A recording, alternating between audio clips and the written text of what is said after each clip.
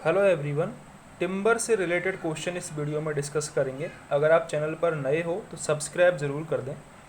पहला क्वेश्चन है, defect caused by shrinkage in timber. Timber में श्रिंकेज के कारण कौन सा डिफेक्ट होता है? ऑप्शंस हैं cup and bow, crook, twist and all of these. Correct answer है इसका डी ऑप्शन। श्रिंकेज यदि होगा टिम्बर में तो उसके कारण cup and bow, crook defect और ट्विस्ट डिफेक्ट, ये तीनों डिफेक्ट आ सकते हैं, इसलिए डी ऑप्शन करेक्ट हो जाएगा। The trees yielding hard would is. Hard would होती है वो कौन सी ट्री में होती है? तो वो होती है सीसम में। सीसम की जो लकड़ी होती है वो हार्ड होती है।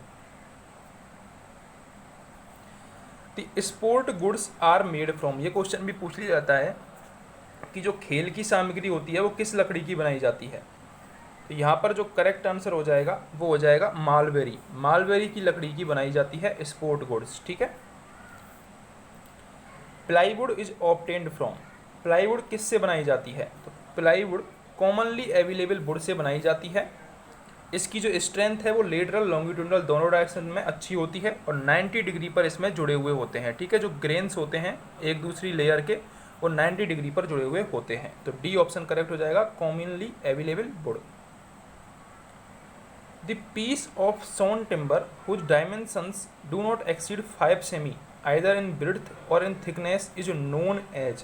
तो करेक्ट आंसर हो जाएगा इसका वेटन।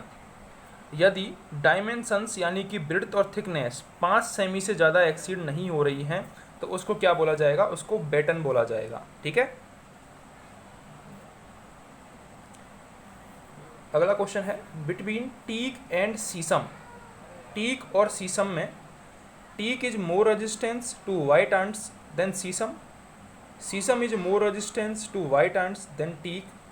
The resistance to white ants in the same। तो करेक्ट आंसर होगा इसका B option.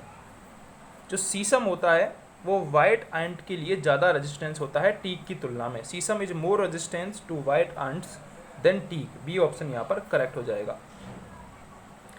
Which of the following trees yield soft wood. इनमें से कौन सी ट्री सॉफ्टवुड होती है? तो एक क्वेश्चन ऊपर हार्डवुड का आया था, तो सीसम तो होती है हार्डवुड। ठीक है। सॉफ्टवुड इनमें से कौन सी होगी? सॉफ्टवुड होगी चीर। यदि ऑप्शन में देवदार भी होता तो वो भी सॉफ्टवुड में ही आता है। ठीक है, तो चीर यहाँ पर करेक्ट आंसर हो जाएगा सॉफ्टवुड। हार्डवुड कौन सी है? Sheesham. In respect of moisture content in wood the fibre saturation point refers to which one of the following. बहुत इंपॉर्टेंट क्वेश्चन है, आपको याद रखना है। फाइबर सैचुरेशन पॉइंट क्या होता है टिम्बर में?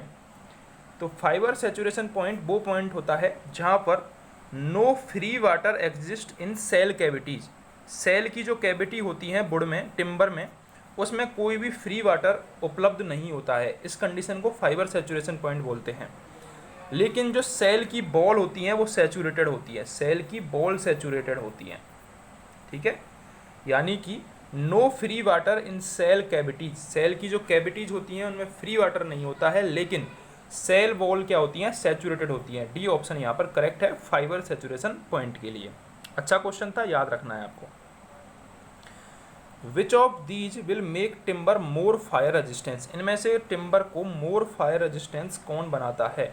तो करेक्ट आंसर है इसका sir evils process. Evils process timber की फायर रेजिस्टेंस के लिए काम में ली जाती है। अच्छा क्वेश्चन है, ये भी पूछा जाता है, पूछा जाएगा आपसे डायरेक्ट कि टिम्बर की फायर रेजिस्टेंस के लिए कौन सी प्रोसेस काम में लेते हैं? सर एविल्स प्रोसेस काम में हम लेते हैं।